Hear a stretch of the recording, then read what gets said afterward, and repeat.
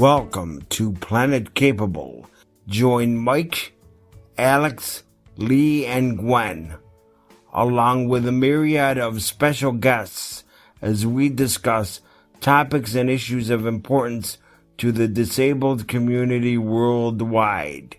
Hi, and welcome to another great episode of Planet Capable by Outside the Box. I'm Mike Rogers. I'm Alex Chesko. Hi, everyone. This is Lee Hartley. Today, we're going to talk about choice and what it really means in our lives as people with disabilities or anybody's life. Anybody's life, choice means everything, right? So, people with disabilities, without disabilities, dogs, cats, trees, whatever. Choice means everything, right? So, when we talk about choice, Yes. thank you, Lee, right? So, but when we talk about choice, sometimes it can be a little bit difficult for people with disabilities because there can be things that kind of make that a little bit less or get in the way. Mhm. Alex, what are some of the things that you choose in your life that you think can be a problem for some people, you know, in certain situations? Well, that's such a very broad question, but uh, realistically, I would say that, you know, there are a lot of choices I make in my daily life that are actually pretty easy for me, but are very difficult for other people. For instance, I take it for granted that I can do a lot of the things that I can do. However, for some people, they may not have the ability to um, properly advocate for themselves in a way that is um, that a, in a way that expresses how they feel in totality. And so in that way, it can leave them feeling very unheard and feeling very unseen by society because they can't advocate for themselves in the ways in which you and I can, Mike. So You know, that's how I'd answer that. no, I think that's great. And I think that's why when we talk about support systems and circles and people, people coming together to support a person, because it's not always easy for everybody to advocate. It's not always easy for those of us that do advocate to advocate for everything because we're humans and it takes some it takes courage and sometimes a lot of courage depending on what you want in your life. You know, Yep. Lee, you brought up something in your life that kind of spurred us wanting to do a episode about choice and people listening. Did you want to say anything? Brushing my teeth at night, yes. Okay. Now, is that something that you choose to do, or you're choosing not to do and wanting them to listen, or them not wanting to help you do that? Can you give us a little bit more clarification? On topic, but unrelated. Mike, how often do you how many times do you brush your teeth during a day? In a day? Well, since we're talking about brushing a day, usually twice. If Same. I don't brush twice, it's just because it's too late at night or too tired or something. Got Um, it. but I use a electric toothbrush, so hopefully it rounds out. If I can, but 99% of the time twice. Nice. What about you? About the same, yeah. Um, I I tend to try to keep it pretty consistent with it because oral health is very important. So I try to brush at least twice a night, twice a Yes, day, as it is. Um, yes. but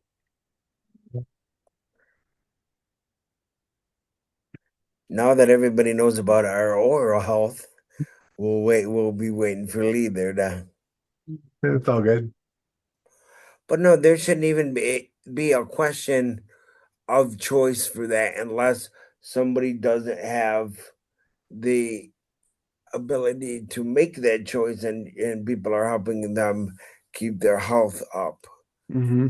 the fact that we're even talking about brushing your teeth as a choice on a podcast should tell our viewers something, right? I About would. our supports and respective choice. People don't like to help me at night brush my teeth.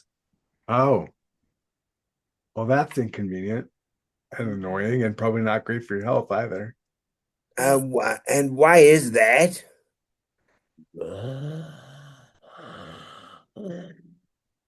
Mike's gonna make you work today, Lee. We're gonna make you type everything out. Well, yeah, because that's a problem. If somebody doesn't want to pick up a toothbrush and help a person that needs help brushing their teeth brush their teeth, and they're a support person that gets paid for it, that's basic health stuff. Yep. Yep. Because they think it's only done when you're getting up. Oh, well, that's strange. Yeah, well, not according to the um dental association, it's not. For sure. I mean, that may be their personal choice, but they are not you. And that's a perfect example of what we mean by person centered kind of choices. That's your choice. What if you said to them, you don't get to even brush your teeth once a day because I said so. They would be like, hell no. Absolutely. Yeah, they should not have to. They shouldn't dictate when you brush your teeth. It should be up to you. Yeah. What do you say or do about that? What have you said anything like no, you can't do that or No. no? So yeah, advocating can be No, difficult. Say that again. no, Well, see, advocating can be difficult, but I think in that case, you need to say something because that could mean bad oral health for you. But you shouldn't even have to say anything, and that's where we need to get into a societal framework of support. You know, Hmm. because you know Yeah. it's funny because in the other work that I do, I we say choice should be way more than whether you brush your teeth, and the fact that we're still talking about that is pretty alarming, right? Hmm. Absolutely. I mean, I think it still comes down to like the one simple fact of a lot of people still don't see people with disabilities as equals. No, not at all. I think that there's underlying currents of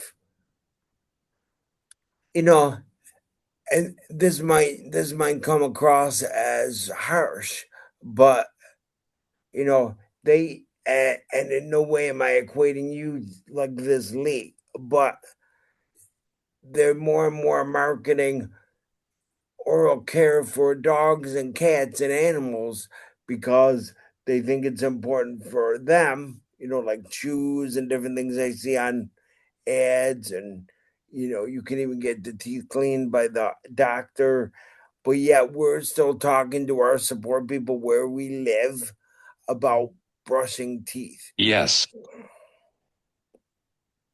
That's just, it blows my mind.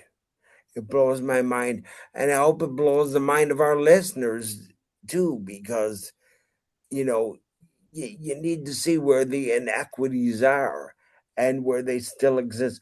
Because so many people think, oh, all this stuff is in the past. We respect people with disabilities so much more now. Well, let's take a look and see if that's the case, right? Yep. Mhm. And I choice is something that is a universal thing that every person should have. you know, choice to live, work, have fun, you know, relationships all over the place. But yet we're still in this idea. Well, we have to take care of them, and then we find out that sometimes that doesn't even happen the way it should. Absolutely. It's unfortunate because it's like we deserve better, but we don't, we come into this world and a lot of people see us as lesser simply by virtue of our physical or cognitive or whatever disability. And the odd thing about it is that most times most people with disabilities will say, okay, I'll show you what I can do. And they actually do perform better than most able-bodied people in certain ways. Yeah. Yeah. That's a little bit of off topic, but recently in my life, I have gone from more mid-range in that a lot of times when we talk about people with disabilities, we talk about what, because the philosophy goes in life that you can't control what other people do, but I think sometimes, you know when we talk about people with disabilities, we always say, well, what can we do to solve the issue, right? And there's many things that we can do to work on it. But life is not a one-sided coin. It's Mhm. not like Batman. It's not like, Two-Face. Where the coin is the same on both sides, right? The the the able-bodied community, for lack of a better word, or people without disabilities, have to start stepping up and changing, right? Right. Absolutely. In every civil rights movement, you had, you know, people saying that all people have to start to change, and that's when the real change happens. Mhm. But it's about, respecting choice and being able to make those choices, same as anybody else. You know, were there any instances in your life, Alex, where your choice was limited, and what was it like dealing with that, and what did you do about it, I mean, I've or do most you do about it? most of the time this happens when either I'm underestimated, which that's too many to count, but or the one common experience that I experience a lot was with medical people. They'll look at me and go, "Oh, this person can't is a person with a disability, so they're not cognizant enough um to understand what I'm saying and yada yada yada." So they'll go above and beyond to not tell me things or this that the other thing, and they'll expect to tell my staff person, who by the way isn't there because I came here by myself. um and so it's one of those that things that I have to remind the person that's seeing me at the time, the doctor, whatever the case may be, that hey, I'm just as able to listen and take in information as anyone else. Oftentimes a lot of people, especially medical people, will uh, basically remove the choices from me in order to make their lives easier, so it's not as uncomfortable because they make the assumption that because I'm a person with a disability, I can't understand. So, Yeah, I mean, there's been instances in my life, you know. I'm not going to mention the name of the company, but I had problems with an eye surgery because the optical people, or however you call that industry, didn't properly talk to me about it. mhm, That whole situation could have been avoided if they just came in and talked to me as an adult and went through the choice of how that was going to be done. It mhm. would have took 2 seconds, and instead there was a whole big, you know, to do about it. Yep.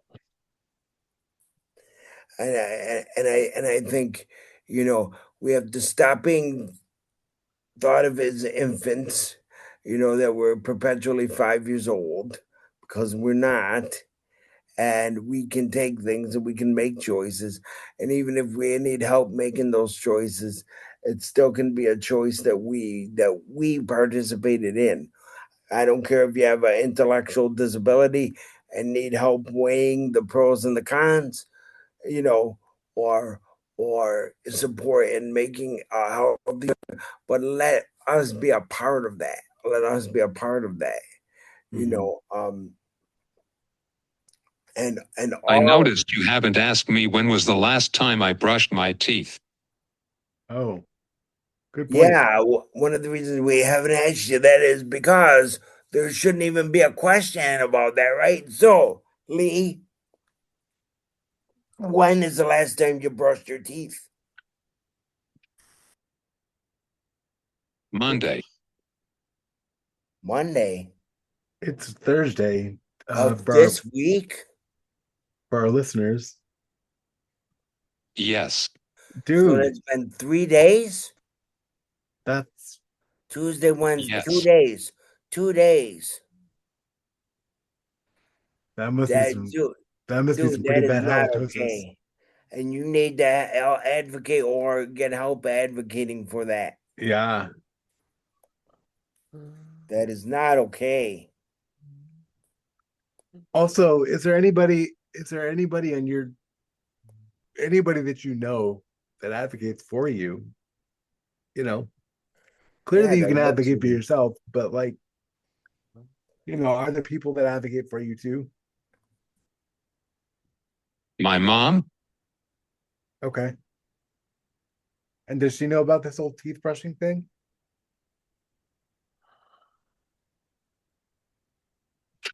Because bro, that's gotta be some nasty halitosis. Yes.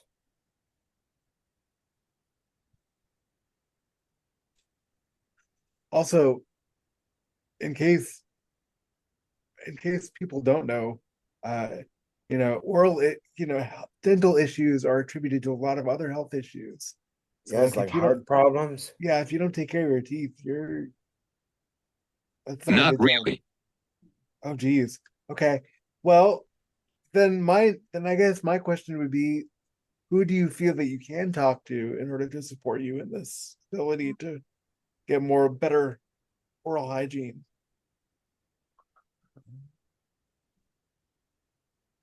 And for those of you out there that are struggling with issues, please also consider the same questions, not just for oral hygiene, but just in general. Like if you're struggling with something and you're not getting the assistance you're asking for, a good question to ask is, well, who can I reach out to for the correct support if possible? Yeah. Who can you have in your circle, as we call it, that you can reach out to that might help you with that? And when we say circle, we mean circle of support. Yeah, yeah. Not everybody knows what a circle is. Yeah, no, but the reason I say circle is because in general you should think about, and because that has become a system term, but everybody has circles around them of people that they know. You just don't maybe know how they could be involved in your life and how they can support you and you can support them, Yeah. right? And I didn't mean to be like aloof about that at all, No, but no, no. I think, yeah, It's just that I think a lot of some people sometimes not only human service, but people with disabilities too use terms that the general public isn't always familiar with. oh So sure, mm, sure, yeah, yeah. Us. us, okay, meaning like us as in C. see. Whoa.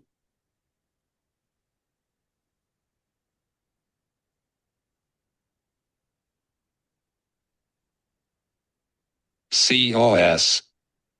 Circle of support. Okay, yeah, I got it. Got you. Yeah, COS, So Circle of Support. what about your circle of support? I mean, do you have this you have a circle of support, right, Lee? So Um, so do you utilize them to help you with this teeth brushing issue? I I don't want. Yeah.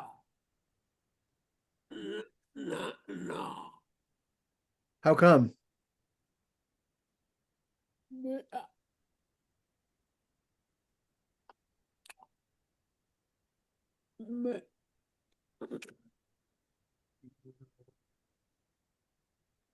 Take your time, dude. We got a great editor, so it's all right. Also, I will say to this point of advocating, advocating isn't just about going to someone and saying, I need help with this. It's also going to your supports and saying, I've tried this, I've done this, I've worked on this, and this has been the result, but I'm not getting the results I'm looking for. My point being, it also falls on people with disabilities too, to, do their due diligence essentially and make sure that they're doing what they can to help themselves too. Not to say you're not, Lee. I'm not saying that at all. I'm just speaking generally, um, to the world as it is. Because oftentimes I feel like, you know, a lot of people with disabilities like to point at the people that provide services and support to them and say, you're not doing your job. But I also like to challenge those people and say, well, what have you done about it? That's kind Yeah. of Those what are, I do. the fight is more immediate. A fight is more immediate. What does that mean? You mean you need something done now?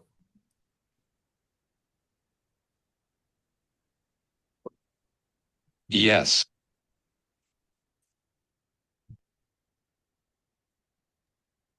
Okay. So, huh. There's got to be a solution to this. I'm not qualified to provide guidance on this because in the sense that I don't know your limitations and I don't know what you're capable of. So I can't exactly provide guidance in that way. Um,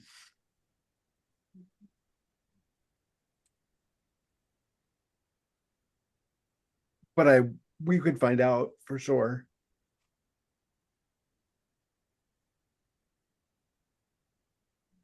Have you went up the chain of command at the place where you live? So I bitch at staff in hopes that the staff will help me. Yeah, unfortunately, that doesn't always work because bitching at staff, as you say, sometimes causes resentment and then they help you even less. Right? And if you are um bitching at the staff that is already choosing not to help you, it probably isn't going to do anything because they're the ones that think the way that they do. That's kind of why I asked you if you went up the chain of command, Yeah. because you know maybe going over them and saying this isn't happening. Do you realize this? Right. Yes. Yeah. So you've done that already? No. Okay. Yeah, that's a suggestion, and that's not, that for our listeners out there, going up the chain of command is something that is generally, suggested for people because, if you don't, if I you, should. yes, if you've Yeah. done everything that you can at the level of the people that brush the teeth, you need to go above and talk to a manager or something and Yeah. say, hey, this Talk is to a doctor, maybe. You yeah, know, like you could also get a doctor's note saying, look, I'm worried about my patient's oral health. They need this. yeah.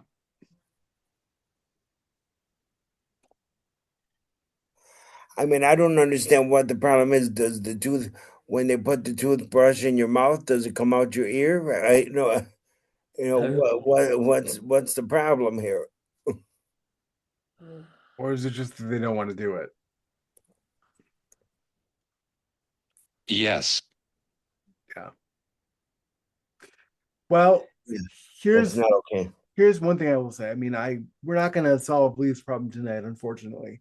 However, I will say this. I think it's important that the message also be to not give up. If you're having a problem with something and you can't get it solved and the people around you aren't helping you, don't give up. don't just sit there and not do anything about it. Definitely do something about it. I mean, Lee has definitely been trying for sure, and there maybe have been things he hasn't thought about, and that's why it's important to talk to different advocates and pick their brains and do the things like we're doing now for sure. But also, never give up. If you really want to accomplish something, you absolutely can. It's just a matter of figuring out the best way for you to do it.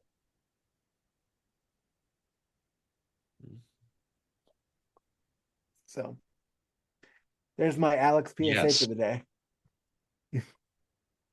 La, la, Yeah, la. and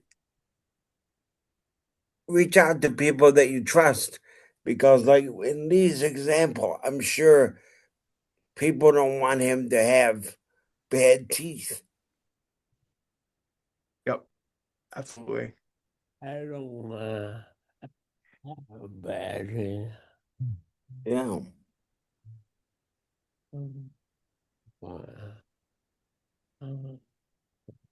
Okay.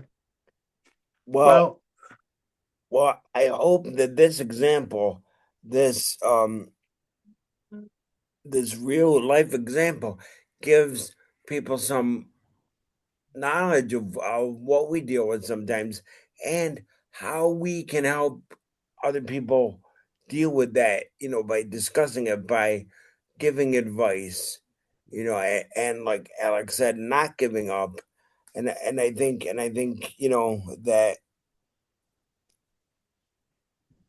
that is important. absolutely. Absolutely. Well, this has been great, guys. I think this is a good place to stop, and we'll see you all in the next episode. Okay, very good. Have a good night, everybody. Bye bye.